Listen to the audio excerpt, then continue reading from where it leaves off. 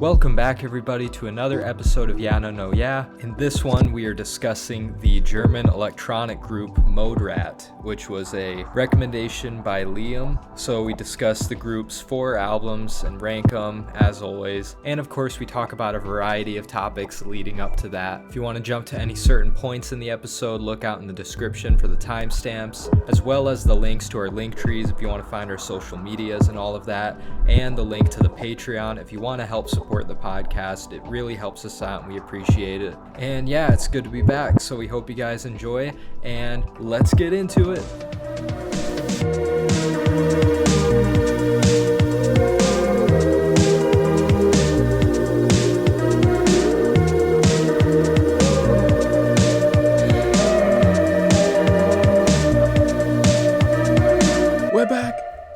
We're back. We haven't recorded in probably a month, if not more, it feels like. But yeah, a lot's changed since our last recording. I mean, look, Liam's got a new background. Look at his new I have a new set. background. I have rainbow lighting.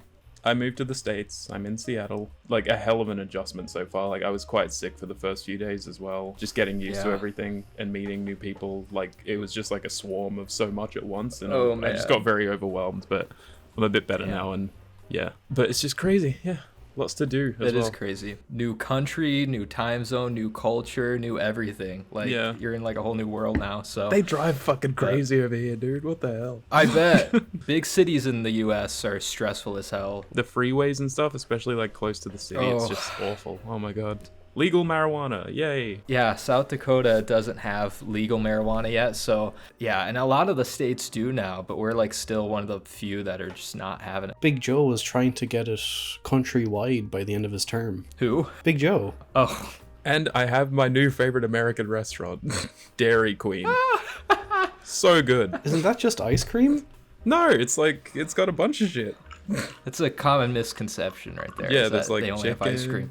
Well, I've never burgers. I've honestly never had their food. I've only ever had their blizzards. I love their blizzards. But the blizzards are great. Yeah, I can't eat that too much though. I just start feeling kind of shitty. But I've just been chilling, working. Today was my last shift for the rest of the month because it's just getting slow. And Kath is visiting tomorrow, so I'm looking forward to that. Kind of decided this a while back, before we even decided we were going to Seattle. She already booked her next trip here, so we didn't plan on having 2 meetups so close together, but yeah, it worked out though, because otherwise I'd just be bored. Working, usual stuff. I took a week off, would have been 2 weeks ago at this stage, and yeah, that did me well, I suppose, in terms of mental health and stuff, but yeah, nothing crazy or anything. Time off work is important. I realize that now. I get so burnt out and just mentally drained, and almost it just feels like you're just dead inside if you just don't stop working. And having a I'm day certainly at one enjoying single a little break, yeah.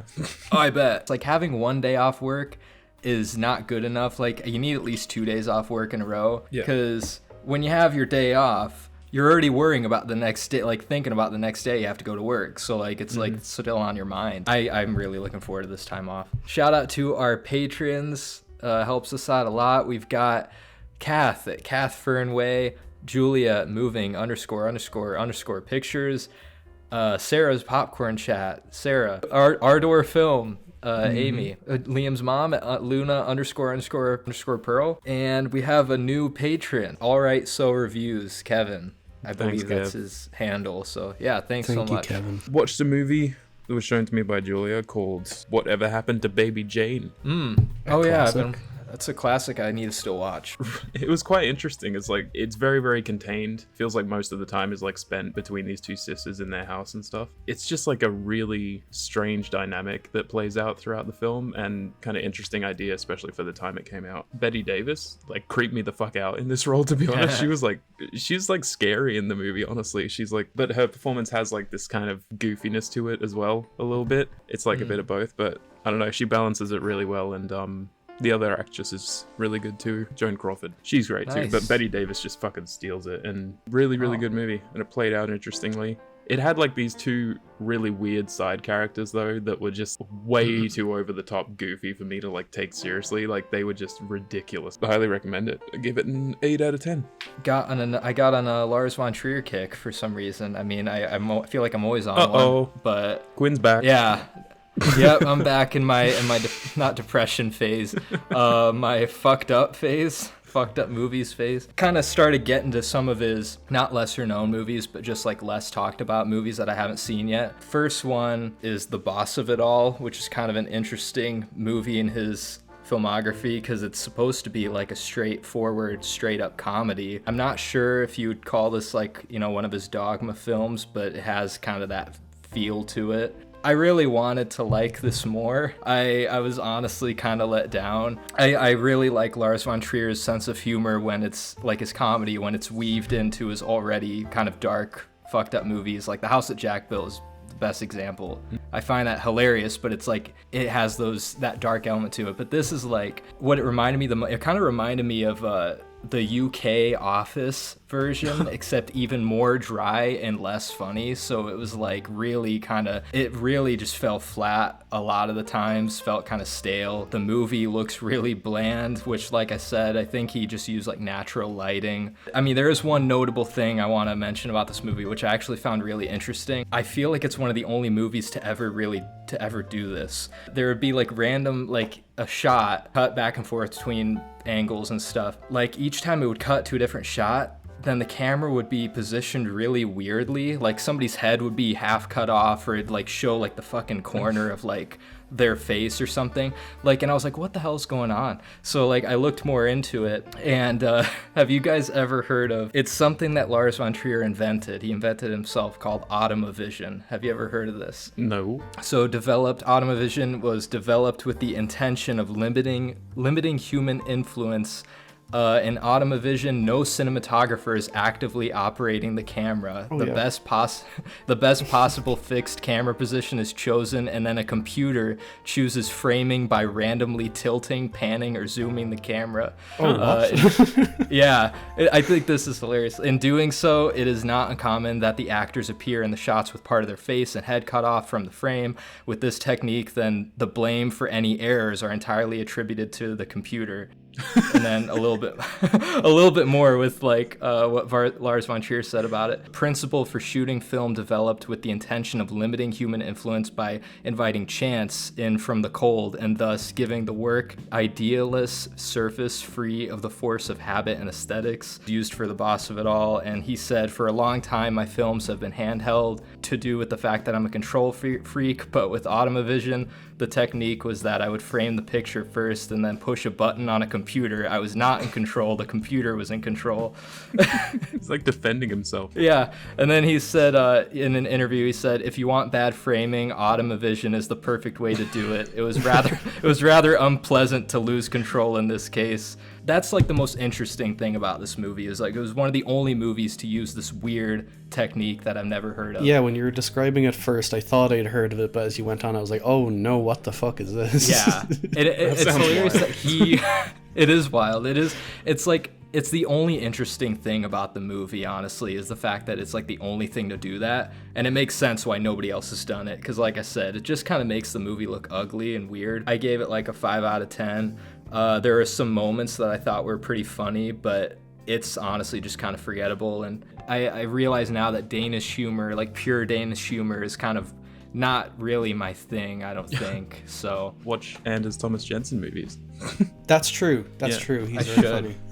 Yeah, that's true. Watch Men in Chicken. That's fucking hilarious. Men in Chicken is fucking hysterical. It is. I watched a television series. I've watched an abnormal amount of television recently. I finished like 4 whole TV shows. 5 actually in the past month. The one I want to talk about is The Bear. A show I've been wanting to watch for fucking... Oh, you were going to talk about Knuckles. No, I'm not talking about Knuckles. Fuck Knuckles. I'm talking about some Kino here. I've seen the first 2 episodes of The Bear. Same here. I'd only seen the first episode up until like a week or 2 ago, I think. When I watched the first episode, I was like, okay, this is my shit right here. And I put it like on hold for like a fucking year because I'm bad with TV. But I was staying at my dad's, and him and my stepmom were at work, so I was like, okay, I'll start watching The Bear now. Fucking finished the first season all in one day. It was just one of those things where it's just like, I can't stop watching. I want to know what happens next. I want to spend more time with these characters, and that, I think that's the best thing about the show. The way their relationships develop over the course of the show is really satisfying, and it's just comforting in a way. It's a very comforting show, despite a lot of intensity especially like throughout the seasons, like with all the cooking shit, because working in restaurants is like stressful shit. Yeah. The music choices are absolutely fantastic. They add so much to the tone of the show. The acting is all fantastic. I have no complaints with anyone. Fucking Jeremy Allen White absolutely kills it. Guy who plays Cousin Richie, he's fantastic. Guy who plays Marcus, fucking Edeberry, she's great. Fucking everyone's great. And I can't say enough great things about it, and I don't want to go on too much in case of spoilers, but I'm very, very excited for season 3, which is only a month away, and I will watch that as soon as it drops. Kind of want to rewatch it already. I'd give both seasons a 10 out of 10. It just really clicked with me, and I can't stop thinking about it, and I'm aching for more. Like, I cannot wait for the new season, and TV rarely does this for me, so. I watched and finished Beef. Oh, hell yeah. Yeah, I don't know, I have mixed thoughts about, like, the last few episodes, kind of, just because some of the, like, ways that things started to happen for the characters just started to feel like really like overkill, and why are we bringing it to this point now? It started to get a bit silly, but like it ended really beautifully and stuff, and I love the conversations that the main two have and stuff. It's like really enjoyable show. Like, it's good drama, really good comedy. I'd probably give it like between a 7 and an 8. I can't decide right now. That I had the same. I mean, the way Keelan was describing the bear is how I felt about Beef. I just I binged it in like what felt like a day, and I loved it all. And I think I gave it a 10. But yeah, it was like one of my favorite Netflix shows probably ever. Steven Yeun's the best part for me. He's great. Yeah, he's always so good. Like I said, I was on a Lars von Trier kick, so I'll talk about the next one. I rewatched Dogville, which to this day there is still no other film I've seen like it, the way it's done. I mean, everybody by now probably knows the gimmick with that movie, but the fact that there is no set is just so unique to that movie. The fact that it's just kind of like a stage, and I mean, it just works. For being almost 3 hours, like just short of 3 hours, I did not feel the length at all this time. I mean, you fall in love with like some of the characters, and for like the first half of the movie, it's like such a cute movie, and I'm like, this is like, you're thinking like, this isn't Lars von Trier, like this is too nice. And then the second half happens, and I won't go into it, but it's really fucking good. I could go on and on about it, and this rewatch kind of made it fall into maybe top 3 Lars von Trier for me, which says a lot. Like, that's really hard. Easy 5 out of 5. I mean, people that have seen, like, it has like a cult following, people that love it. You know why you love it. I saw Challengers, the new Luca Guadagnino film. Big fan of him. He directed my favorite fucking film of all time. I'm always going to be interested in anything he does, and yeah, fucking Challengers just fucking blew me away. I can't stop thinking about it. I have not stopped thinking about it since I saw it, and I loved talking to people about it especially. I think it's just such a fun film to think back on. The amount of creativity that went into it, like the shot composition, framing devices are fucking brilliant, and like the way the film's structured is it's so unique, and it shouldn't work, but it really fucking helps like deliver information at like the time that it needs to be delivered, and it just all comes together to make like a totally fucking satisfying and exhilarating movie. Like, I have not seen a drama that's just straight up fucking intense. The fucking dialogue scenes outside of the tennis and all that, they were nearly as exciting as the tennis because of like the relationship you come to know between these 3 characters. The fucking score by Trent Reznor and Atticus Ross, I listened to like the remix album that came out before the movie came out, and I was listening to it and I was like, if the actual score is anything like this is going to be fucking fantastic. And by God, it's fantastic. It's like just pumping fucking techno music, and it works so fucking well. Like, even like there's like an argument scene that's set to like this fucking house beat. It's just so unique, and I don't know how I thought of all this, but it just fucking blew me away. And like everyone else I've spoken to is just like, yeah, it's almost like an echo chamber, and how we're all like, oh fuck, this is fucking great. Like, how did he do this? How did he get away with this? But yeah, no, I'm very, very happy with it. I'm going to rewatch it soon. It's out on digital now, so I get around to it eventually. But yeah, my favorite film of the year so far. I'm not sure if anything will come close yet, but you know, there's still another 7 months to go. I'm giving it a 10 out of 10. I fucking loved it. Thank you, Luca Guadagnino, yet again. Yeah, no, that fucking techno music. I definitely heard my fill of that working at the theater. It was It's right so in the loud. next It's theater. great. Yeah, it's like it's loud and it just doesn't like half of my shift felt like listening. It's like there's a rave in the next room. That's like what we thought. 'Cause It's crazy. just nonstop. Yeah, it is. Well, I took my first trip to the theater over here, and I saw Taro. Oh god. Why? Yeah. What? Why? I saw you I- guys saw that and I'm like, what? Was there nothing else showing?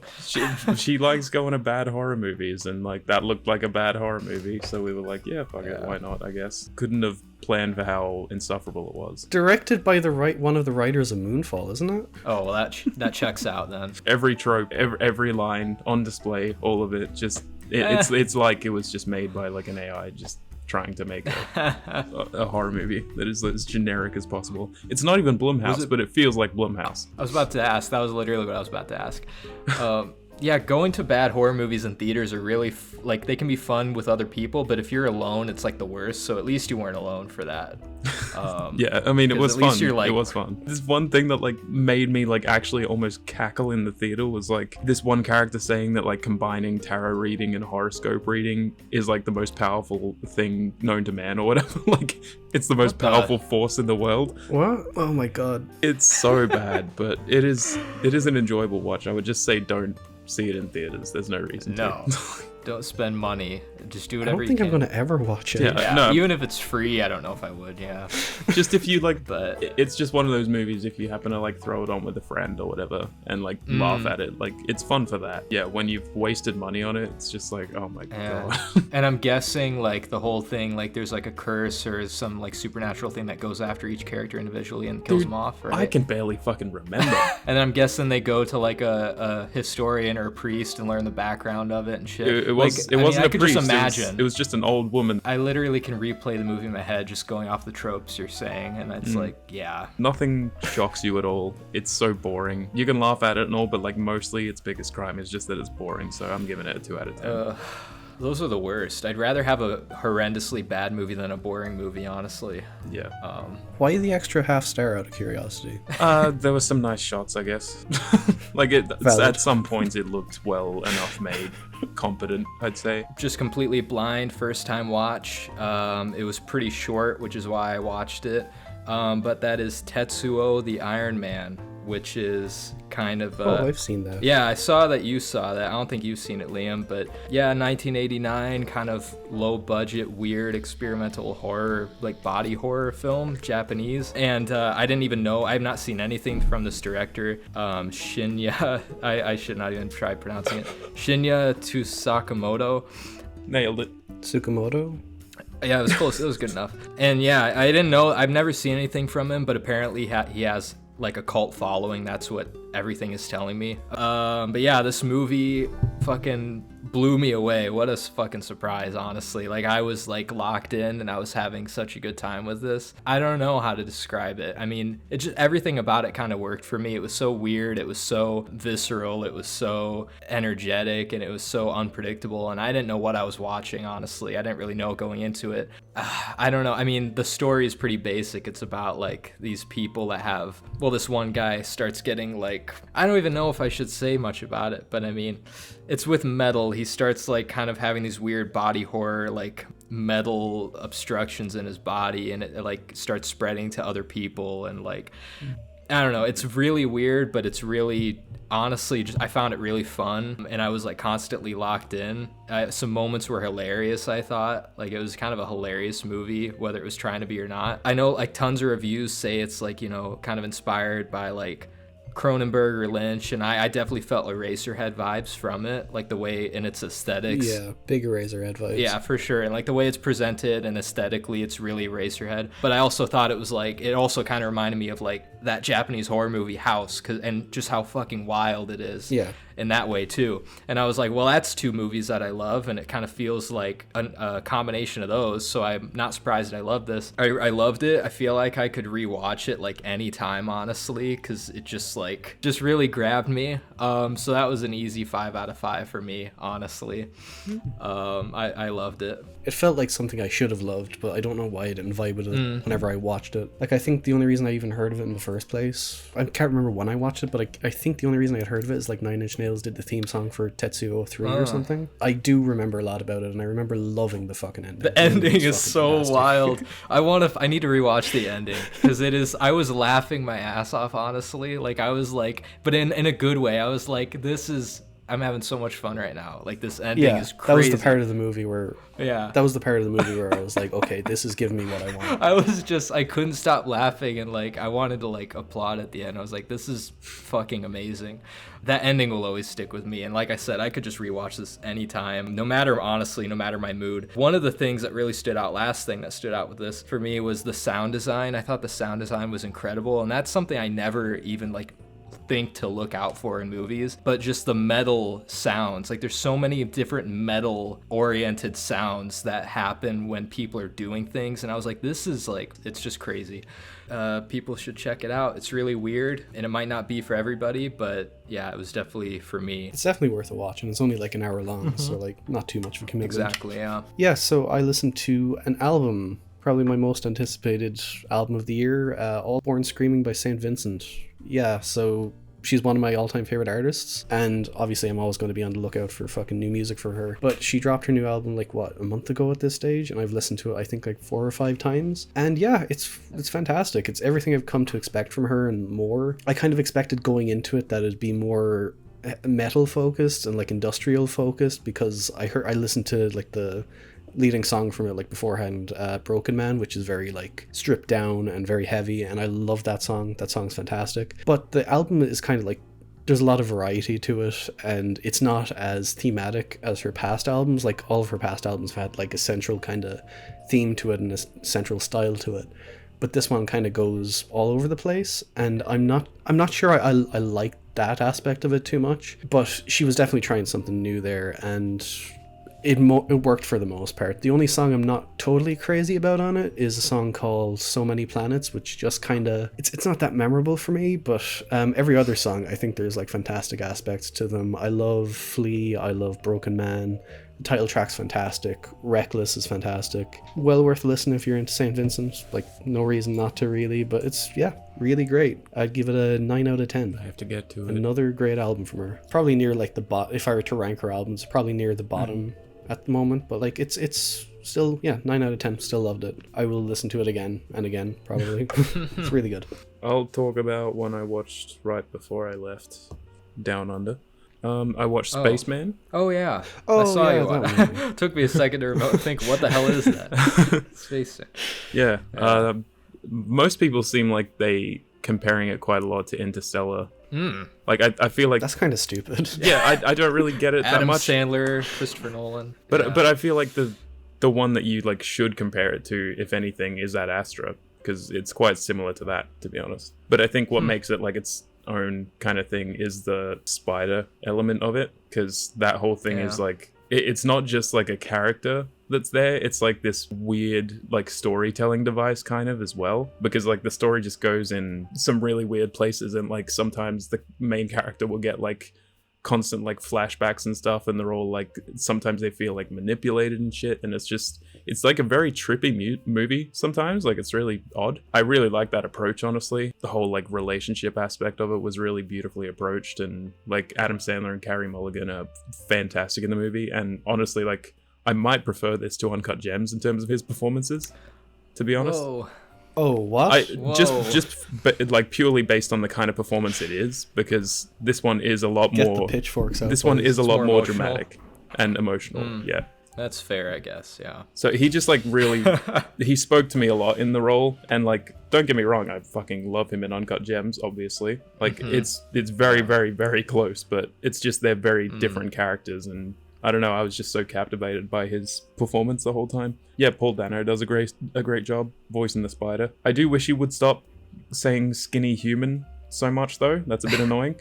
Aside from that, it was like, yeah, a really good movie. I'd actually recommend checking it out. I didn't think it would be like as good as it was, but yeah. It's always good when Adam Sandler comes out with a good movie. He's like Nick Cage at this point. Yeah. Like for every one of his 5 movies, it's actually good, and then he has like 4 bad movies. But I just wish he'd do more Nick like Cage this. is more consistent now. Like fucking Longlegs is coming out soon, and apparently that's fantastic. He's doing a lot more high profile and actual good shit now, along with like the shit you'd see on fucking Amazon Prime and all that. Yeah. yeah, I mean those are still coming out. Like I know there's one on Hulu and like other ones that look pretty bad, but those just fly more under the radar. But Adam Sandler movies, even the bad ones, get popular, which is why I think people notice them more. Yeah.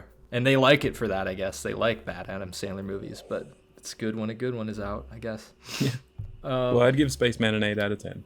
I liked it a lot. Nice. I think I've talked about this movie probably, a while back on this podcast. I gotta mention that I rewatched it because it is like much fun, but it's so kind of dumb. And that's the documentary Room 2237 about The Shining. Why'd you watch that again? Oh yeah. I rewatched it because I randomly felt like rewatching The Shining because I actually haven't seen The Shining in years, like many years, and it's my favorite horror movie still. So I rewatched The Shining, I rewatched Dr. Sleep, and then I was like, fuck it, I'm like kind of in the mode of this now, so I'm gonna rewatch Room 2237. And it's, even though like you can shit on it like all day long, cause it's just a bunch of conspiracy nuts like digging so deep into the movie when it's like so ridiculous, but it's just so much fun. Like it's so entertaining. All their crazy theories of like the whole movie's it's actually about the Indian genocide, or it's actually about the Holocaust, and it's like, see that typewriter, that's a German typewriter, and if you put a mirror to it then it reflects. It's so like fucking crazy. And of course they go into like the moon landing. Everything Stanley Kubrick conspiracy related, it's gonna come back to the moon landing, so that was a whole segment. My favorite one this time around that I forgot is they were pointing out the big, the iconic opening shot following the car from the helicopter, and they were saying like, if you pause at just the right, and these guys are being dead serious, by the way. They're not like, they are so serious. Like, it's like they're afraid to talk about this because, like, the FBI is going to come after them. That's how serious they are about it. But they are like, if you pause at just the right moment and it's, like, slowing down, then you could see the clouds form Stanley Kubrick's face. And I was just like, what the fuck? And I was like, I do not see it. I don't see it. I paused. I swear to God, I looked for a while and I did not see it. But Look, I've seen that clip, too. I could not see it either. It's you can't just nonsense. It is. Like, I would say 90% of this documentary is pure nonsense, but it's so entertaining in that way. And then there's like maybe a few little moments that I was like, wow, that's actually a really good point. The office that he has the interview in at the beginning of the movie, there's like a big window behind the guy interviewing him, but then they show a map of the hotel and it's like, there's no way that a window could be in that spot. And I'm like, yeah, that's actually really... So they pointed out a goof. They put out, well done. So yeah, I guess they did in a way. Yeah. That really adds to the horror of The Shining. The window's in the wrong spot. The window doesn't. Was it ever there? Something strange is afoot. Yeah. It was the ghosts of dead Indians haunting the house, the hotel. Yeah, there is a lot of crazy shit in that documentary, but it's one that I feel like I could always like rewatch. I gave it like an 8 out of 10 out of just pure entertainment value. Like it is entertaining, even though their points are insane. All right, this is a weird one. I watched a film from 2008 called Repo, the Genetic Opera. I don't know why I felt like watching it. It's kind of been something I've known about for years because it's directed by the guy who directed Saw 2, 3, and 4 and also Spiral. I didn't know what I was getting myself into, like obviously opera, all the dialogue is sung. It's a very weird and interesting movie. I'd hesitate to even call it good, but it's so interesting that you just can't stop watching it. Like, some of the music is absolute dog shit, and others are like fucking incredible bangers. Like, there's one song in it called like Zydrate Anatomy, which I've been listening to quite a bit recently, and it's a fun fucking song. But I don't even know how to begin to describe it, because it's like a whole thing of like, if you've seen the Jude Law masterpiece Repo Men, it has the same plot as that, where like it's about, they introduce this thing where like if you're near death, like you can go to this company and they can give you like an organ transplant, and they can basically force you into it. You're like, you don't want to die, don't you? Like, here's a new heart or whatever. But after like you recover or whatever, if you don't pay off the debt in like a certain amount of time, someone comes and they repossess the organ. They just rip it straight out. I love that plot. I love the concept, and I know what Jude Law movie you're talking about too. There's a whole thing like I was reading about afterwards that like Repo Men did rip off Repo the Genetic Opera because like the plots are so similar, but like Repo Men is like an action movie or something. Yeah, I haven't seen it in years. I've only seen like bits of it on TV when I was younger. Mm-hmm. But the sets are pretty good. The costuming's pretty good. The makeup is pretty good. Most of the performances are dog shit. Like, it stars Paris Hilton. Like, she's in it. She's one of the main... It's also kind of like Succession in that, like, the main guy is, like, he finds out he has cancer and it's inoperable, and he shoots the doctor that gives him the diagnosis because he's so angry. And so he's just trying to decide which one of his three children to leave the fucking company to, like, the medical company or whatever. Gory, but not, like, viscerally gory. Like, all the gore was just kind of like, oh yeah, I've seen that before, but that's pretty cool. It looks exactly like a Saw movie, but, like, with a bigger budget. Like, it has that kind of weird, like, grease on the lens type thing of, like, the Saw 2, 3, and 4. There's some, like, impressive, like, CGI backgrounds for, like, a 2008 film with, like, an $8 million budget. I don't know what more I can say about it. Like, it's an interesting little film. I'm glad I watched it. I don't know if I can recommend it. It's very campy, very goofy, very stupid. Nothing makes sense. A fun little watch for when I watched it. I'd give it like a 6 out of 10 with a heart. It's fun. It's a fun little movie. I might watch it again someday. Back when I first moved to this town, like at this point, almost over 3 years ago, which is crazy. But before, this is obviously before me and Kath were together. One of the first girls I met here that we were like, it was a potential thing. Like, we were kind of seeing each other. Then that's her favorite movie, and I was like, oh, I kind of dodged a bullet. Oh wow. Yeah, so I kind of dodged a bullet. I feel like you could absolutely fucking hate it and think it's the worst film in the world, and I'd be like, you know what? That's fair. That's totally fair. It's not. It's quite bad, but funny and goofy. Moving on to mini topics, which, yeah, I just have one. I mean, I feel like we'd all be interested in this, but I mean, I really am, because it's associated with one of my favorite movies of all time. Cillian Murphy is reprising his role for 28 years later. So I thought I'd just mention that. I mean, I'm excited for it just because Danny Boyle, like, the whole gang's back. You got Danny Boyle, Alex Garland, Cillian Murphy. Like, I mean, it can't go wrong. I hope it can't go wrong. Because I didn't like 28 Weeks Later. I really didn't. I still haven't seen it. 28 Weeks Later sucks. Yeah, I just didn't. Nothing what I liked about the 28 Days Later, it didn't really have any of that. It kind of took the wrong things from, like, the wrong things to focus on, and that it made it a whole thing. Like, I didn't need an action zombie movie. I like the part in 28 Days Later where it's like the military men are the real bad guys, you know, like that shit. So yeah, I'm really looking forward to it. I'm interested to see what the story could be if they're actually bringing his character back. So I'm a little skeptical because apparently they've already greenlit a trilogy. Oh. Huh. And as far as we know, Danny Boyle isn't coming back for the rest of them. And the second one is being directed by Nia DaCosta, I think, who directed Candyman and the Marvels. She is a really good director. I think she could pull it off. Like, Candyman, for all its faults, it's very well directed. Yeah. I think she has some vision. So hopefully we get to see it there. Otherwise, it's just like, do we need 2 more 28 Days Later movies? I feel like we have the trilogy now. Like, it's already, this is the third part of the trilogy. 28 years later. Yeah. 28, I mean, they kind of skipped. I always thought it should have been 28 days. 28 months later. Months, they skip months. But it's like, well, shit, it has been almost 28 years at this point, so might as well. But 22 years. 22. It's only been 22 years. But it's near enough. Yeah, but it's like, I'm fine with this being our trilogy, as long as, you know, it's just one movie that is bad that I know of. You know, I'm fine with that. But I don't want a whole new, I don't know. I'm skeptical about that, too. Well, we just have, like, a whole new everything now. I don't know what it is with like whole trilogies being greenlit, because the Strangers has a whole trilogy coming out within the next year. Yeah. Like, what the fuck is that about? That's bizarre. The new Strangers came out like a couple of days ago, and I just read like the ending because I wanted to know like what the fuck, how are they going to go from like here? Because like the first Strangers, I don't like that movie, but like it's just simple, like it's just a simple little home invasion horror movie, and it's just like, how can you make a trilogy out of that? And it just turns out they do, because of like plot convenience bullshit, and they're just going to keep going because they're making money and they're cheap to make, I guess. I feel like horror is the genre that spawns the most unnecessary sequels, trilogies, because you can just do it so easily, you know, with the whatever horror concept. Like, that's what I feel like horror has always been like this, and so I'm not really surprised, but I'm hoping there's really like more effort put into 28 years later, because I don't want it to be fucking terrible if they're going to come back. With Danny Boyle and Alex Garland both coming back, I have some faith in that one. I just don't know where it would go from there. Right. Yeah. Same. I'm looking forward to that one.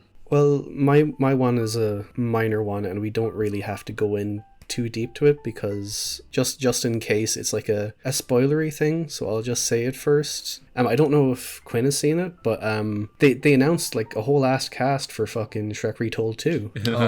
So it's coming very soon, and the names in it are quite interesting. Wasn't expecting that. You can spoil whatever. I've seen Shrek, so I don't know what I need to see, but well, just spoil whoever shows up in it. Like the cast is kind of wild. Do I want to know? I feel like I want to be surprised. Name a few. Do they? I'll say this: Fantano's returning. He's I figured it. I didn't know. But he was in the first one. He was in like one clip for one thing. That's funny. Internet Comment Etiquette. He's in it. We also got Fred, Lucas Cruikshank. You know Fred. Yeah. No. Fred. No. I didn't know. Is this guy still relevant? Like, he's like the first not. YouTube star. There's also like a few like Smiling Friends people in it as well, who like that was the same with the first one. But then there's also Justin Long is in it. What? Oh my god!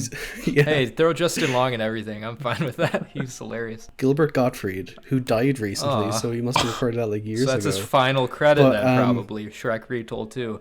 Holy crap! What a note to go out on. That's nuts. What a way to go out. And weirdly, this is the most interesting one to me, because this is just fucking weird. Phil Lord and Chris Miller. Oh. They're voice acting in the movie. What the fuck?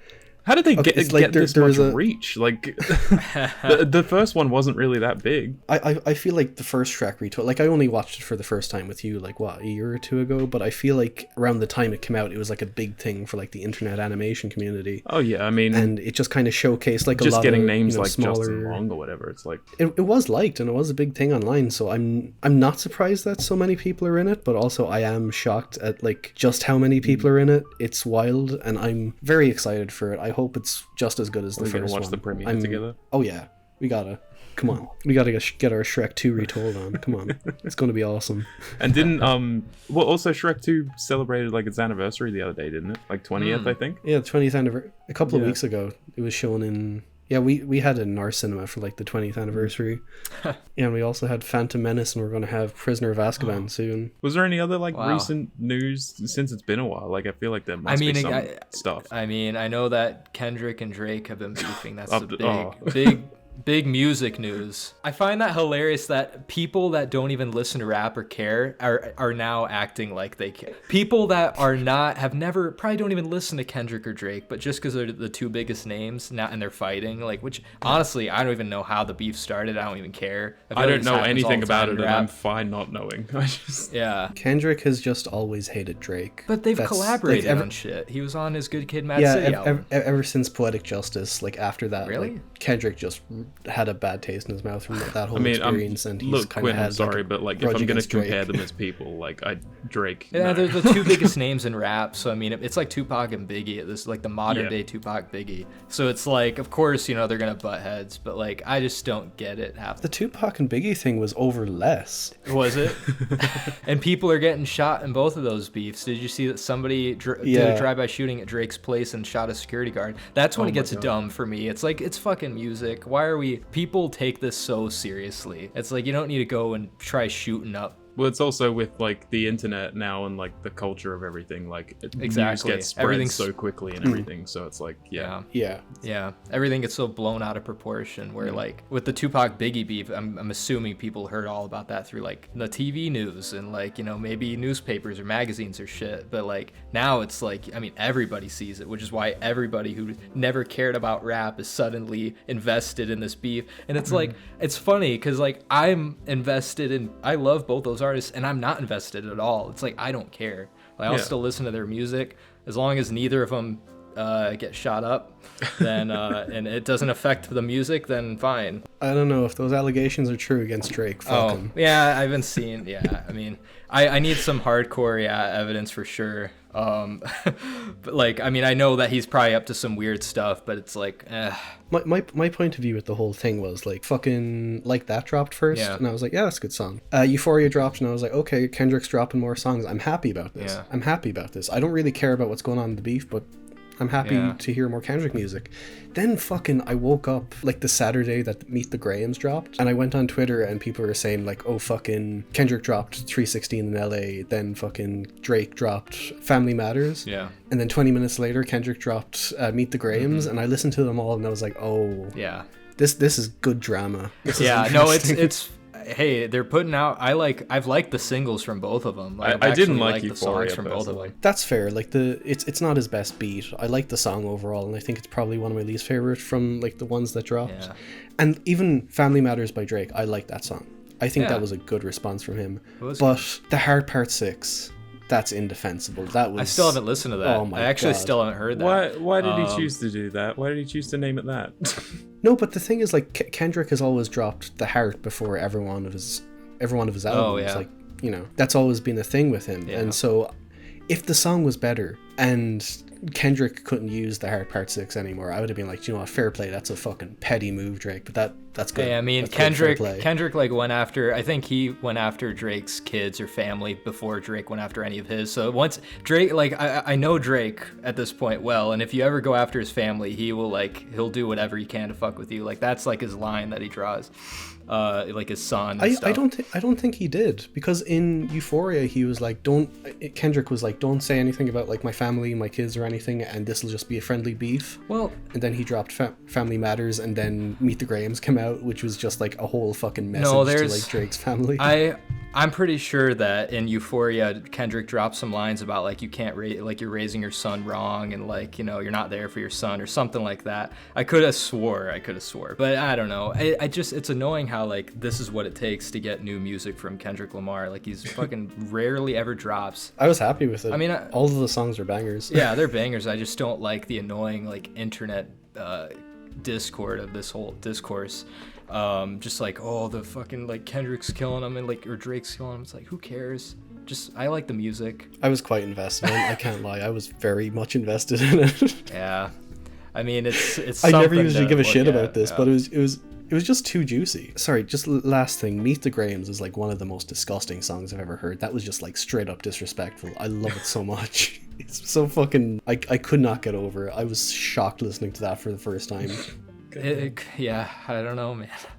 It's interesting. I just want them to go back to, I just want everyone to be friends. Why can't everyone just be friends?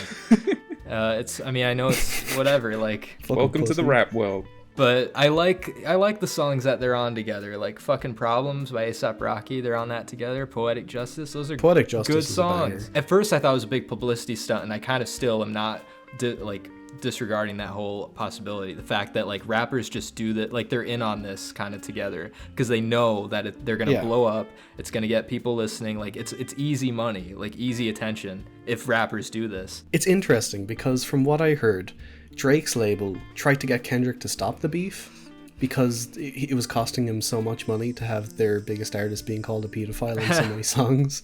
So they went to Kendrick and they were like, can you just stop this? Like, it's costing us a lot of money. And because Kendrick was releasing it on PG Lang, which is like an offshoot of Top Dog Entertainment, he could afford to go like, no, I'm not stopping.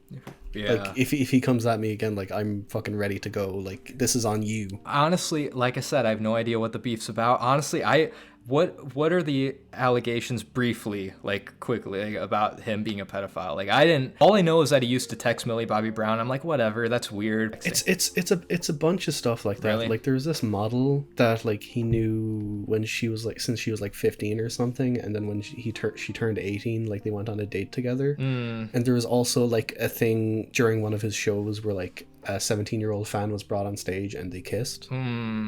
Yeah. And there's just like a bunch of little things like that, and obviously like Kendrick was hinting at like shit that hasn't even been released yet that he knows or whatever. And we can't really say shit unless any drastic action is taken, but like with Drake's track record with that kind of stuff, it's kind of like, yeah, this is kind of the most believable aspect.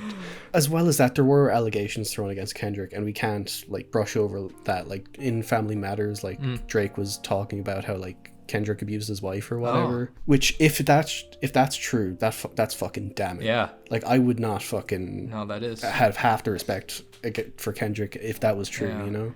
Yeah. But it seems like everyone is kind of behind Kendrick on his side of things, so I'm not sure if it's true or not. And also, Drake was fucking saying something like, oh yeah, you cheated on your wife or whatever, like it was new information, as if Mr. Morale wasn't all about that. Yeah, he like admits to that. Well, the abuse thing is a whole nother thing, though, that like, I mean, I doubt he would just kind of throw that out there randomly, just pulling it out of his ass. Like maybe he had some speck of truth in there, who knows, like, but we don't know right now, I guess. So like famous people in general are weird and fucked up, and I bet that both of them have done weird things. Honestly, I bet neither of them are completely clean of stuff they've done.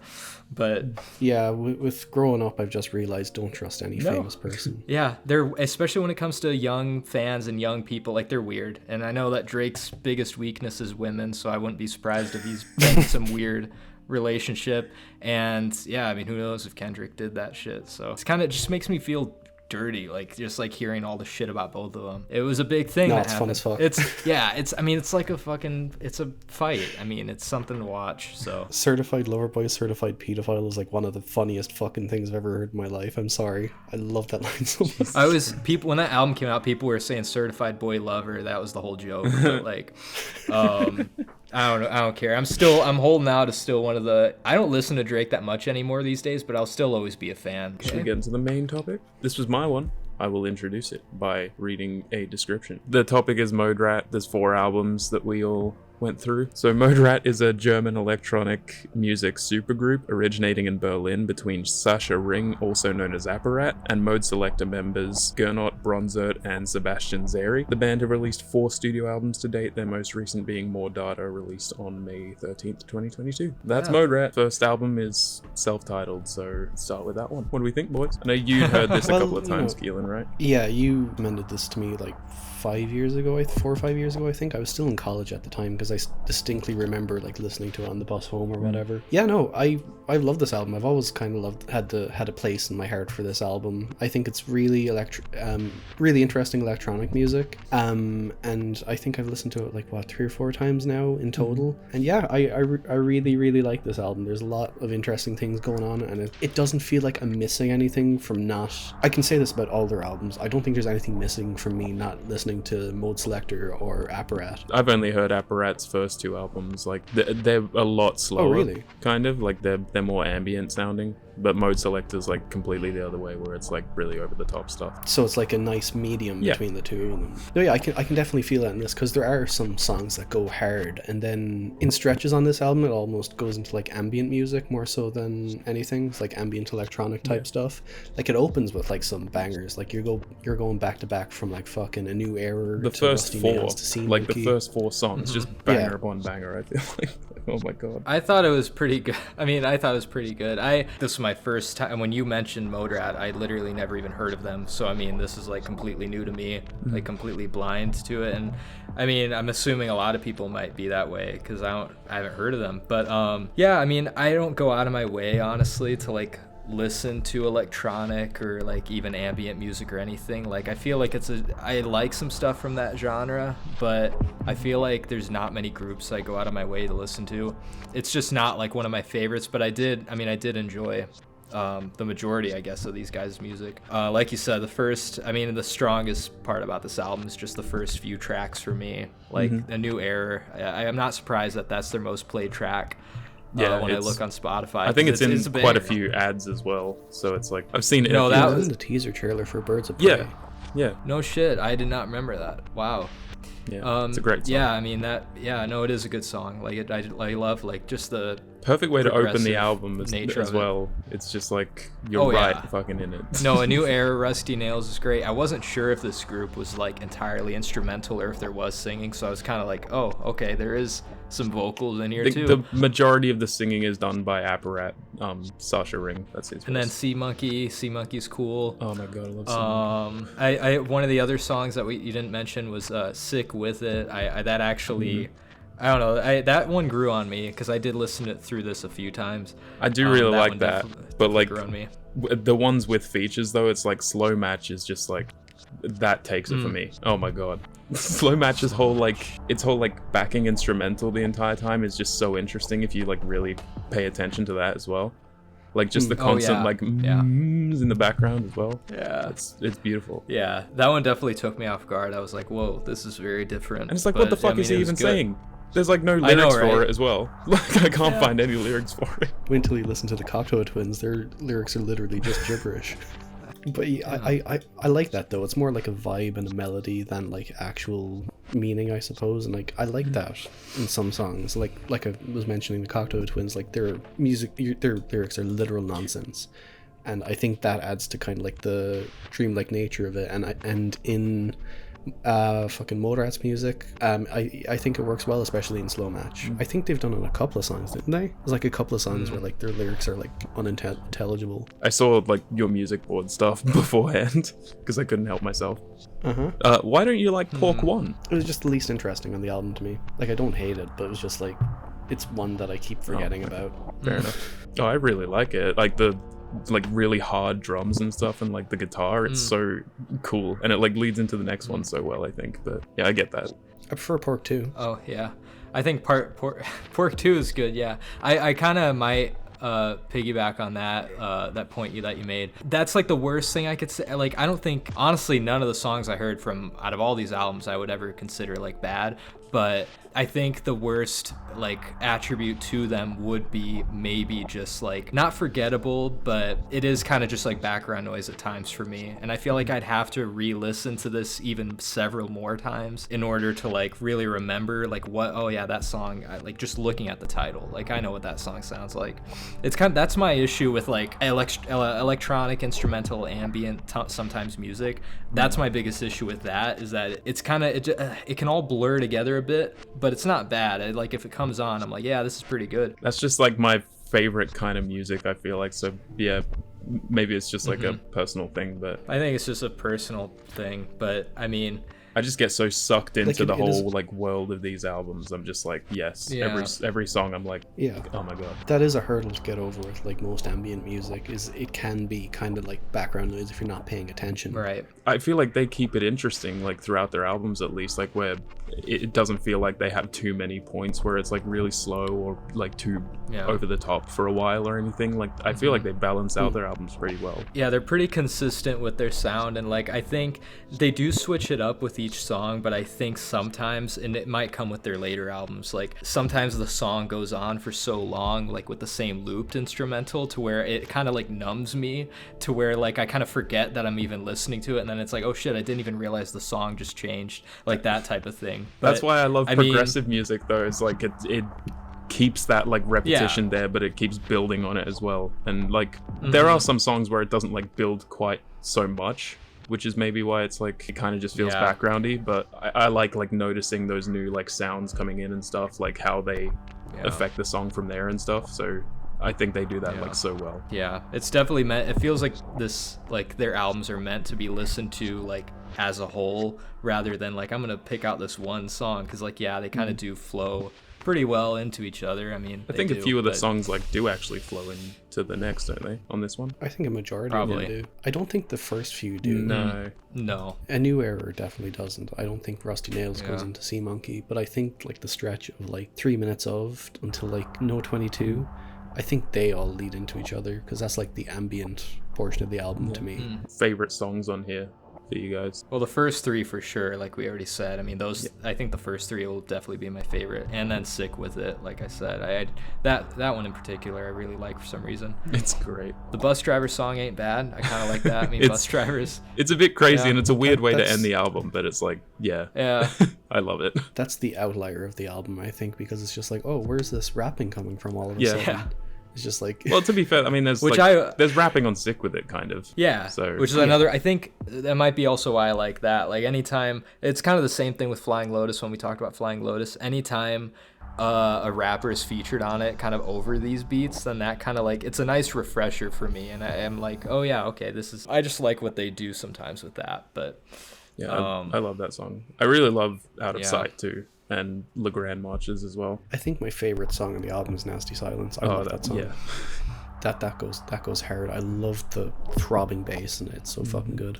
Yeah. But New Error, Slow Match, Rusty Nails, Berlin. I think really Rusty Nails is another one of their big like popular ones as well. That's also like my biggest fear of this music, or fear of talking about it, is that like when I don't have a whole lot to grab onto with electronic ambient music, it's just all about how it makes me feel. It makes me hard to put into words, exactly how I want to describe it or talk about it. So like, it's kind of just something you have to like go through, Sometimes it is just a feeling with this kind of music for me, and that's why I get so like passionate and want to recommend it and stuff. But I don't know, it can be a bit hard to talk about that stuff sometimes, because it's like, what do you talk about? I think in this one, like it just lays the groundwork for like the rest of their stuff, where like their chemistry like together is fantastic, like from what I know about the artists, and it just has like a great direction to it. Like it never feels like a slog. It's like, I think it's an hour long, the album, and like anytime I've listened to it, it's just kind of been like, yeah, that's felt like faster than I really think it's like one of the best electronic debuts, honestly. It's just so varied and interesting. I love it. It is quite varied. I'm not sure if I've ever heard electronic music like Moderat. Well, at least for the first 12. Good, that's what I wanted. The other ones later, but yeah, the first album is fantastic. Great production. It's a great mix of styles. It's a great mix of it's just great melodies on it, like all throughout. Even in the ambient tracks, it's just like you can hum along to them. Yeah, it's weird, but yeah. If we're doing ratings, I'd give it a 9 out of 10. It's gonna be a 10 for me. Damn. I love Moderat. Very biased on this one. I mean, I'll give it like a 7 out of 10. It's good. It's not, like I said, it's like not my favorite genre, but this was an outlier for sure. Like it's a good one. Like I was never not enjoying it, I guess, but yeah, no, it's pretty good. Shall we move on to 2? I don't know if you guys noticed when you listened to it about the like whole Annihilation thing. I did. I fucking noticed that. Yeah. Is that what that's from? Yeah, they sampled it in the movie. Wow. Like that. Not a lot of people know that. I swear, I was like I was re-listening to it today, and I knew that I had heard that somewhere, and I was gonna bring it up, but I was like, no way. There's no way that's the same. It is sound from Annihilation. No, it's yeah. Like I definitely recognized it. It's a cool way to open that album too. It's in the first track. Yeah, the mark. I did listen to the sped up version, which is on their like 10th anniversary sped up edition. That is, to me, was more noticeable actually listening to it that way for some reason, because it's kind of low key. It's kind of like in the background, only at a certain point you kind of hear it. Yeah, I wouldn't have noticed it. I've only seen Annihilation once, like when it came out. Well, you'll notice it next time. No, I just love that sound though. It's just a freaking awesome sound. It's so cool. And how it fades into Bad Kingdom. Oh god, yeah. Which is easily one of the best tracks. I gotta say, Bad Kingdom, probably for me at least. It's just like the slow build up, and then just like slapper. You are in it. Yeah. Yet again, I'm not surprised. It's one of their most played tracks. I'm not surprised. I apparently had heard this before. I don't remember ever listening to it, but I guess I listened to it after I listened to the first album, but I don't remember anything about it, and I don't know why, because I think I prefer it to the first album. I think this album takes everything that the first one does and does it slightly better. Like I think it flows much better. There's not really any songs where I'm like, oh, this is kind of dragging a little. It's not capturing my interest or anything, but the whole fucking track list is just like bang bang bang bang. The thing is, like and I'm in it. The first one kind of feels like a mixture of Moderat and Mode Selector in a few ways, like especially with the like tracks with like features on there and stuff. Like on this one, it just feels like it doesn't really have any features. It doesn't have like those rap things. It doesn't have anything like tying it to that other kind of sound, and it's just so like perfectly flowing throughout the whole thing. It feels like they really came into their own on this album. and it's just so full of ideas. It's so fucking full. It's their chemistry is even more apparent here. It's like they just locked the fuck in, and they made some fucking fantastic like electro ambient music. Versions. Oh my god. Yeah, Versions. Absolute fucking shit. Versions sounds like a burial song, kind of. I don't know if you get that. Yeah, I can get that.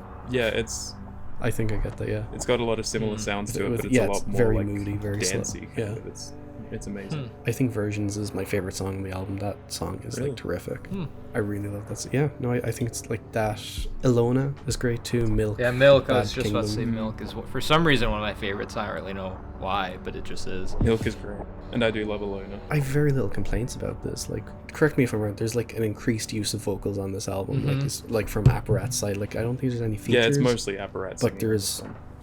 and kind of Yeah, the majority of and- like the rest of them as well. Like, they don't have that many features aside from like the first album, I feel like.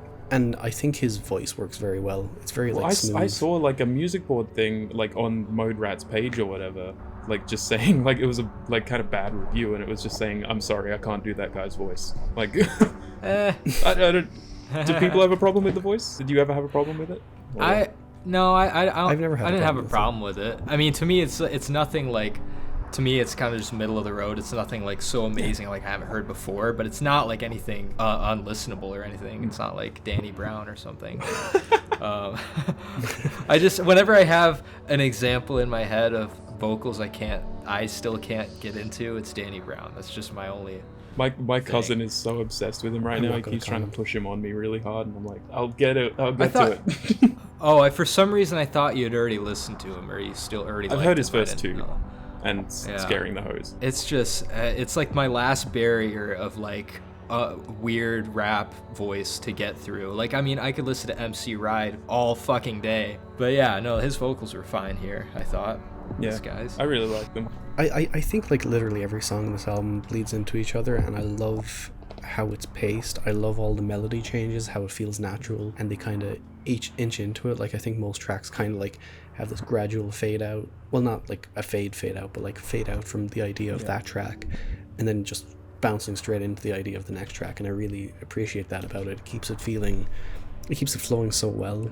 It just keeps it interesting, keeps it varied, and I love when albums can do that. I really like when they can just stick with this one central theme and develop on it through the album, morph into it with each song, and I like that a lot. Yeah, it's so consistent. One thing I can say overall is their production is like excellent. Yeah, I was about to say too. Like, these albums sound like fucking brilliant. They sound just like so clean. I don't know how they even like find some of the sounds they used. I'm like, how is this a sound that I'm hearing right now? It's like beautiful. Well, I mean, just that Annihilation sound, going back to that. So like Annihilation took it from this song, like they sampled this. Yeah. So it's like how did these guys make that sound in the first place? Like, it's so weird. I know. Like, I just love it though. Yeah. They're just so creative. That sound is. I love those like manipulated vocals as well on Let in the Light. That's another amazing song. Like how it kind of just starts off very like really, really low, and then it like goes high in the chorus, and it's just it's perfect. Yeah, I really like that a lot too. Oh yeah, it's wonderful. Really enjoy that aspect. Therapy is of it. another banger. I love Therapy. Oh yeah, Therapy fucking slaps. And the song too. Yeah. Just listen to 1 second. You didn't catch my joke. I caught it. I did. Yeah. Were there any like that didn't really work for you guys, or? Not really on this album. I think on first listen, well, second listen, like Damage Done didn't really click with me too much. But on third, fourth listen, however times I've fucking listened to it now, I don't really have an issue with any songs. I do like Damage Done. Yeah. I think it's like a nice, more calmer moment to end like the it, album man. with. None of the songs I would say I didn't enjoy or were bad. It's just like the ones that I probably didn't like the most were just the more kind of low-key background, kind of like, okay. Like, I forgot, I can't, like, I'm having trouble remembering some of these songs, what they sound like. Like, that's the issue. The ones that didn't work for me are just the ones that kind of just fade into the background for me. It's not that I mentally check out, but it's like, all right, the beat's been looped a few times. It's kind of just like, it almost feels like an interlude. I kind of forgot what the title is already. Like, it's moments like that. What would be your favorite song from here? But probably Milk. I don't know why. Yet again, it's like, it's just a feeling. I think just when I was listening to it, I'm like, yeah, I really like that. I don't know, the whole vibe of that song I really do like. And then Bad Kingdom, of course. I'm like between Versions and Therapy, honestly. I love those songs. It's kind of on the same Wavelength is the first one for me. It's kind of a consistent 7. I feel in a solid 7. It's nothing like that really affected me a ton, but it's nothing that I didn't like not enjoy. Like I said, it's consistently good so far. It's obviously a 10 for me. I think I said on the last one I'd get a tattoo of this album cover, so yeah. I love this. I do like the album covers. I do like. That is a fantastic album cover. Give it a high 9 out of 10. Wow. Not like I have very few issues with the album, but it's just like a consistent like 9 out of 10 feeling I get from it, I suppose. Like I really like every song on it. Really like listening to it. Moving on to 3. Who would have guessed? I was not expecting 3? that. You won't be expecting Where's the next 1? one. Oh, I know. Actually, I wouldn't. But yeah. How we feeling, boys? 3 is kind of where it starts to fall off a little for me, but not majorly. Phew. Not like a huge dip. I'm glad I'm not the only one. Like it's not that this is like a bad album, but it also is for me just a slight step down, and I can't really describe why. I don't know why. It's just it is a lot slower and heavier on the repetition, I think, as well. And I think that's what kind of bumped it down a bit for me. Like there's fewer songs that really stuck with me and that I really wanted to go back to, and it's a very low key album, and that's fine. But it's just.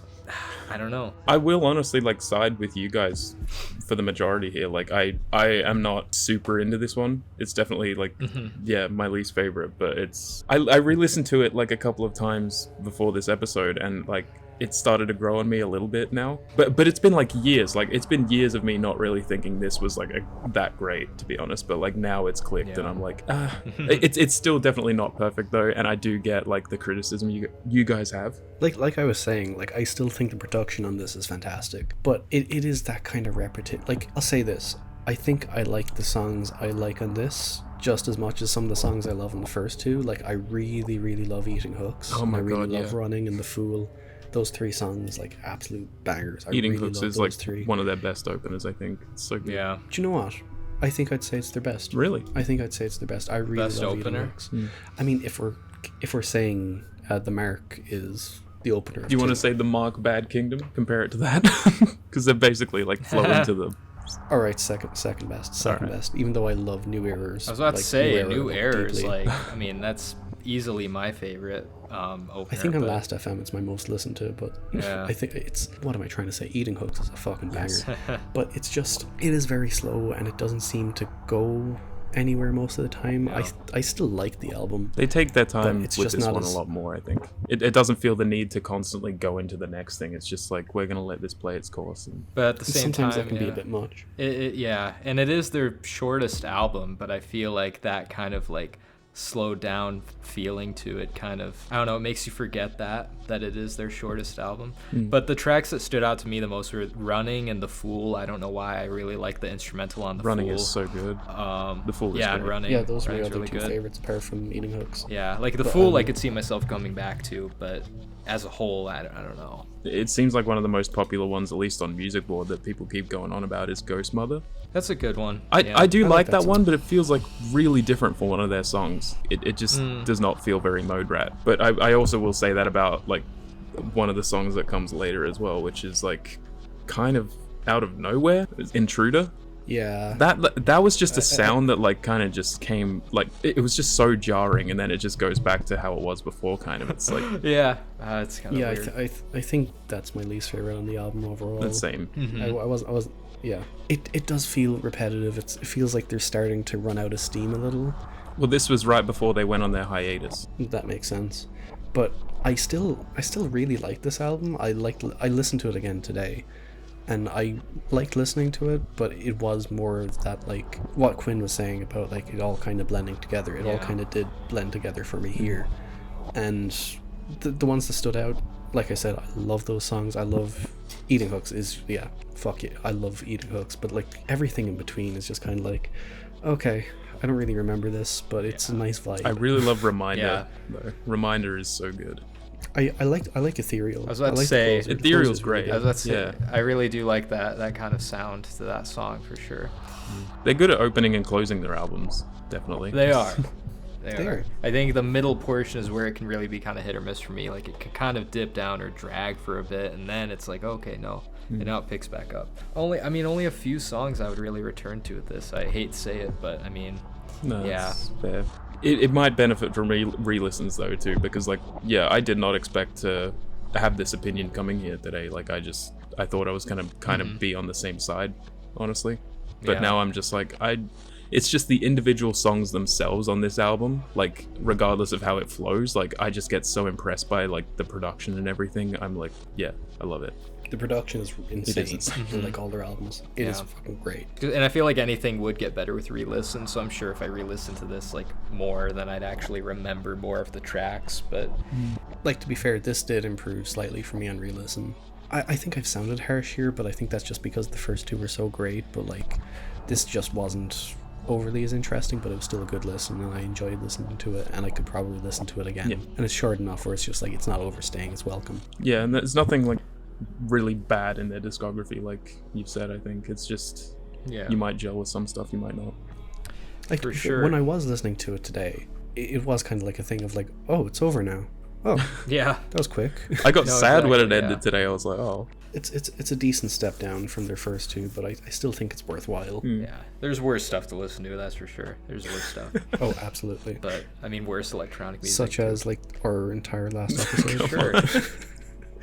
I at least you could say what you will about Fred Durst, but he's memorable. I remember some of those tracks because I'm like, oh shit, that's when he talked about sniffing panties or whatever. Yeah. I don't know. Remember the Moderat song where they said blah, blah, blah, blah, blah, blah, blah, they talk on their songs, I know, right? you know. That's the thing, lyrics. Is that they do have lyrics, but for one thing, it's annoying because Spotify still doesn't have the lyrics like implemented into their whole lyric fucking section thing. Like a lot of lesser known artists, a lot of them have that. Yeah, so like I would have to like look it up, and I'm like I'm at work listening to it, so I don't really have a chance to look up the lyrics. So it's like I wanted to know. The lyrics are the least important thing about Moderat, really. Yeah, absolutely. Which is also kind of a negative to me though, because like I feel like, I mean, I don't mind some instrumental music, but the lyrics or the vocals are what kind of keep me hooked in a bit. Like they reel me back in from like falling too much out of it, like in terms of like interest, you know. I think that's where you and me are complete opposites, because I'm like all about the production. I think I just like I need good production. I don't even care if the lyrics are like bullshit or just nonsense. I'm like, give me a good song. I think when you're going into electronic music, you have to go in with that kind of mindset. Like take Daft Punk for example. Like their songs are repetitive as shit. Yeah. But that's where you kind of get like hypnotized by them, you know? Right, and that's a better case. I mean, and that's also another thing I gotta mention is that like I really, the electronic music I really love. Like I love a lot of Daft Punk songs, especially the ones where they don't say anything. But like, and I don't know if you guys have heard of Justice. If you've listened to any Justice, they're probably my favorite group. They just put out a new album like last month, and like they have a lot of features too. Like they have a bunch of like Tame Impala features. But I mean, that's a group that does instrumentals that Daft Punk and Justice, for example, like they're so upbeat and kind of funky, and that's the side I gravitate towards. Like this is really kind of like low key in terms of that, and it's like it's more, just a personal it's more time thing, consuming really as well. Like they're longer songs and they feel like more extended. Like there's pretty much like nothing under 5 minutes, it feels like, for most of the songs. Right. It's just definitely a personal preference thing. I mean, I kind of like the more upbeat, I guess. It's the only word I can think of. Like they have upbeat songs, Moderat does. I think a good gateway into this type of electronic music is Aphex Twin. I don't think you can go around there. That's true. He gives like a very accessible way to get into more kind of ambient types of techno. Then again though, he's like, if you're going like from the start, like his first couple are like hours long. Yeah. I mean, Selected Ambient Works 1 is only like an hour long. Yeah, but what's the one after that? It's like 2.5 or something, isn't it? Ambient Works 2 is like 2.5, yeah. Holy crap. Yeah, I remember trying to listen to that album. I was like, I cannot listen to 2 hours of this. Like I can only take my electronic music in doses. If I listen to it for 2 hours straight, I feel just numb. My brain feels like fried. I'm like, holy crap. Listen to his first album. That's a good gateway. Get into it. I think I did, actually. No, I have listened to some of him, yeah. I'm feeling a 6 out of 10. Like I said, it's a slight step down. There's some tracks I like The Fool and Running, but I mean, yeah, it's all right. It's decent. Giving it a 7? Like I said, I'm quite positive on it, but I don't love it as much as the first two. It's pretty good. I will give it an 8. Holy crap. 6, 7, 8. 6, 7, 8. 6 years later, they came back after their hiatus, and they released More Data in 2022. Da Forta. If you More they had to put the Forta. 4 in there. They had to put the They 4 just in. had to put that number in there. Did you know that More Data is an anagram of Moderat? Yes. Oh, my shit. gosh. Yeah. I mean, I'll say, like, I think for me, this is their most consistent album, and I don't really know why. I just kind of felt myself enjoying it the most consistently. There's the most songs I enjoy, just like per, like, ratio wise. Like, there's the most songs I enjoy per the songs I don't. And I fucking love the artwork. I really love the artwork on this album too. It's cool. It's really cool. You know, it came out obviously after the hiatus, so I was like under the assumption they weren't going to come out with music again, at least for a while. So when it did, I was like, Moderat! At first, I think I gave it like an 8 out of 10, and it's like, it's a bit of an odd one for them. Like, it doesn't feel quite so similar to their first 3 albums, but it does at times as well. I feel like they are trying something a bit new with this one. Yeah, I don't like this album. What? Oh. Yeah. Really?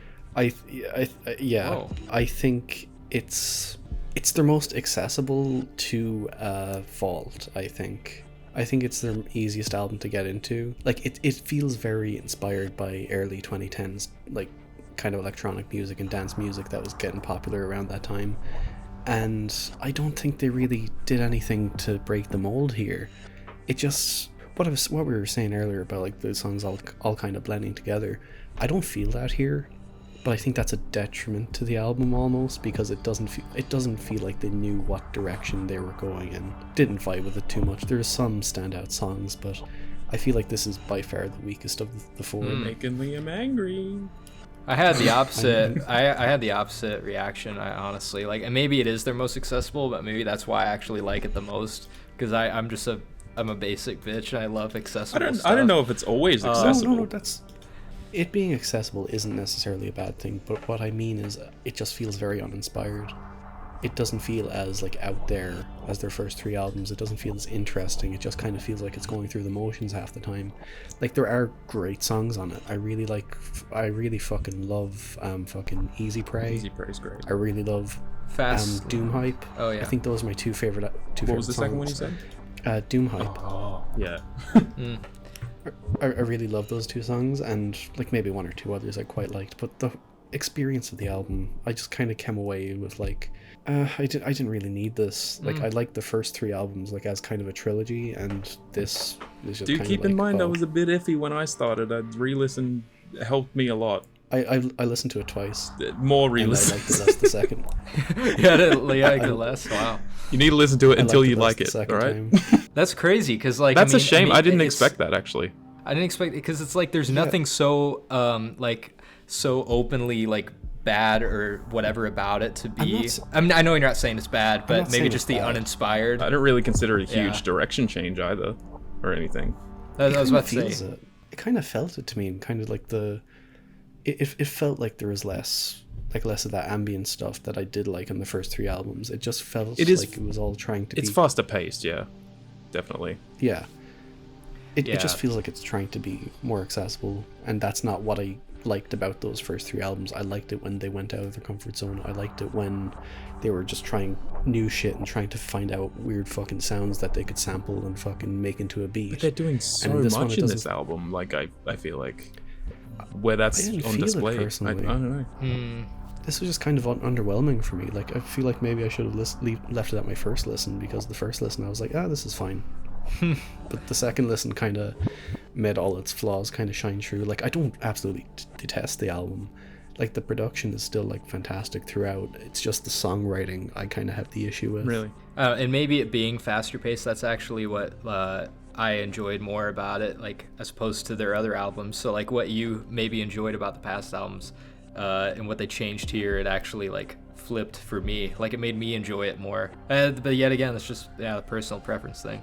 I gotta talk about a song, because it wasn't listed on your favorites, Keelan, and that made me very upset. But Neon Rats? That is a great song. Neon Rats That's is a good song. fucking I like mental. it. Yeah, that's one of my favorites off of this. Yeah, It's just so energetic, and it just fucking keeps going. Like, you just want to, like, you don't want to stop moving when I listen to that yeah, I song. It's like so it. good. I wasn't crazy about it. It was a bit too long. I like it to an extent, but then it just keeps going. I'm just like, Yeah. okay. And now, please. Yet again, though, another good opener by them. Fastland is probably one of my favorite tracks off the album. I love the opener. Yeah, Fastland, Easy Prey, Neon Rats, and then More Love I liked quite a bit too. More Love is so good. I love More Love. Yeah, and those are probably my 4 favorites off the album. Those 4 right there. I would also say Drum Glow. Drum Glow is amazing. Yeah, it kind of always held my interest, actually, as opposed to maybe some of their other albums to where it kind of dipped in and out for me. Like, it did for me for some reason. How do we feel about the closer? Hooked. Copy. Don't like it. It's my least favorite song on the album. I think it feels like it just kind of fizzles out. And yeah, it was an underwhelming ending, and overall kind of like an underwhelming ending to the discography. Hey, they as might of now, keep going after making more music. I was about to say, like, I didn't know if this is their last album or what. I think they're probably going to keep going at least at some point. Probably. I mean, it's only been 2 years since this, so I mean, you waited 6 years for this album? I'm sure you can wait. They waited a bit for their next. I think it was like 3 years between albums before, and then it was the 6-year one. So if we get one within the next year, I'll be very happy. I do think, like, I will say, I don't think that Doom Hype should be the second last track. I think that maybe Numbell would have worked better to fade into Copy. Because Doom Hype is just so, like, energetic towards the end. Like, you are just, like, so in it. And then Copy is, like, it's very, very slow and melodic. And that's true. Yeah. I think I can agree there, because it just goes from my favorite song of the album to my least favorite song in their discography. It makes it more noticeable. In their whole discography. I'm not big on Copy. I'm sorry, boys. Did we like Undo Redo? I like that song a lot. That's a good one. Yeah. I don't mind that. I think I liked it on first listen, but like on second listen, it was just kind of like, not really into it. Yeah, it's such a shame. I feel bad. I'm sorry. Don't feel bad. It was like, I'm happy I got through their music, and I will be looking forward to more music from them because, there's a lot of potential in those first 3 albums. There's potential here even. Yeah, I mean, but I don't think it was fully clearly realized like yet. Regardless of this album, they're so good at what they do. I feel like they, at least like. They have a goal and they just achieve it. I don't know. Like I'm completely fine with them making whatever they want really, because I feel like I can get something out of it each time, and it's going to be like a little bit different each time. If they do keep going, I hope they go more in the direction of like even 3, like expanding on like some of the crazier ideas in 3. I think if they went in that direction, I think they could do something interesting, or just a completely new avenue. Even. Well, I mean, this was after a hiatus. Remember, like I don't think they wanted to do the exact same thing as before or anything. So, and I'm not saying exact same. Like that would contradict my opinion on this album. Like my opinion, this album is like they're not going hard enough. I feel, but you can. It doesn't feel very inspired. Yeah. I mean, I can get that. I don't know. It's definitely one of my favorites albums from them, honestly. I just liked I thought it was the most consistent. I thought it had like the most energy at times. I liked that. So yeah, that's kind of what I look for more in electronic music personally. So no, I liked this one quite a bit. I'd give it an 8 out of 10. It grew on me. As opposed to Keelan, it actually got better my second time, like it did. Oh, that's good. I mean, that's the thing about music and art. You don't know how people see it differently. So. Well, I am giving it a 10. Woo, whoa, what? Yeah, I really love it. I just really love it. I don't know. I don't have any problems with it anymore, and I've like re-listened to it fucking over and over again by this point. So, yeah. Yeah. That's good. I'm going the complete opposite end. Gotta give it a 1 out of 10. Oh, there's no way. No way. 1. No, 5 out of 10. Oh, I was about to say. Middle. 1. Holy crap. Don't scare me like that. Like, wow. Like I said, it's nothing like overly offensive, but I kind of expected more from Moderat. Yeah, that's fair. Do you want to do a little ranking before we? Number 4, I have 3. And number 4, I also have 3. At number 4, I have More Data. Number 3, I have Moderat. And number 3, I have 2. Oh, I know. I hate this. Number 3, I have 3. This is giving me this is racking my brain right now. I just hear numbers. I know. I'm just hearing numbers. At number 2, I have More Data. At number 2, I have Moderat, the self-titled. Oh yeah. At number 2, I also have Moderat. Number 1, I have 2. Number 1, I have more data. Yeah. Oh, that's disgusting. No, it's not. No, it's not. Number 1, I have 2. Oh. 2 is an I thought we would have banger. had different. It would have been cool if we each had a different number 1. Mate, at least me and Keelan can agree on that. Yeah. And me and Quinn can agree on more data. We're all friends again. We're all friends. A good way to bring the pod past. We are so back. But yeah. But I guess we're just gonna have to kind of outro this like right away. I don't know. Do we have anything else? Yeah, I mean, oh, next topic. It's mine. Because Quinn did biscuit, you did. Why did you say oh like that? I say oh every time it's someone that isn't me. No, this is an easy one, boys. I think the last 2 episodes have given a good insight into like what music you guys like. I like shitty music. Is that what we're saying? No. No, Yes. That's exactly what I was No, saying. but it makes sense though, because the last no, two you artists had that System Liam of a Down as well. That was like that's a much better example. Right, that's what I was about to say. Is like the last 2 artists I recommended were both new metal bands, and your last 2 were like kind of ambient electronic type. Yeah. You know, art and beat makers. I've never recommended a discography. Yes. So I'm gonna do one that I know me and Liam are very familiar with. Oh, really? Okay. I know Quinn loves one of their albums. They're one of my all-time favorite bands. We're going to be talking about Paramore, boys. Ooh, I kind of expected that. Paramore. I kind of expected that. Hey, that's not bad. I'm down with that. The Yeah, I'm fine with fucking that. Tennessee pop-punk rock band, 6 albums. I love them all. I'm pretty sure Liam likes the majority of them. I know Quinn Yeah. does. Oh yeah. This is why is great. Yeah, so All We Know Is Falling, Riot, Brand New Eyes, Paramore, After Laughter, and This Is Why.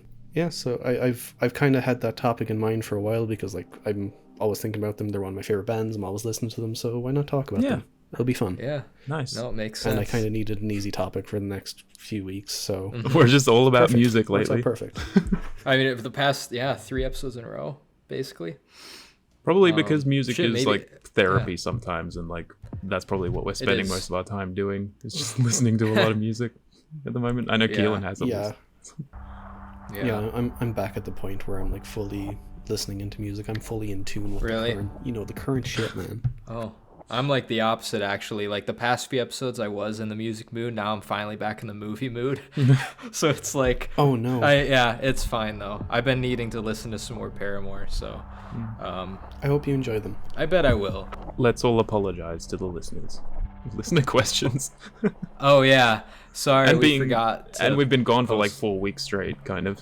Right.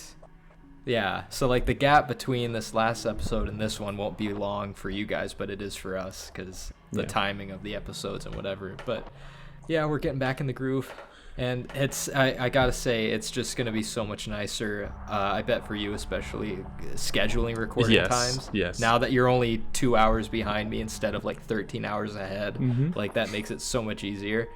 So That's awesome. I love it. yeah, that's gonna be way easier. No more Finally. 5 a.m. bullshit. I know, right? Gosh, yeah. Now it's like I don't feel bad, like that I can only record like after work most of the time. Yeah. I'm Yeah. normal now. So that, yeah, you're finally normal. Yeah. Now we're just waiting for Keelan to Become an adjust American his time citizen. zone. Can you I'm do never anything about moving that? to America. Fuck America. I was talking to Julie about that the other day. Like, I feel like you've been very anti-America the last few episodes. I hate America. It's a trend.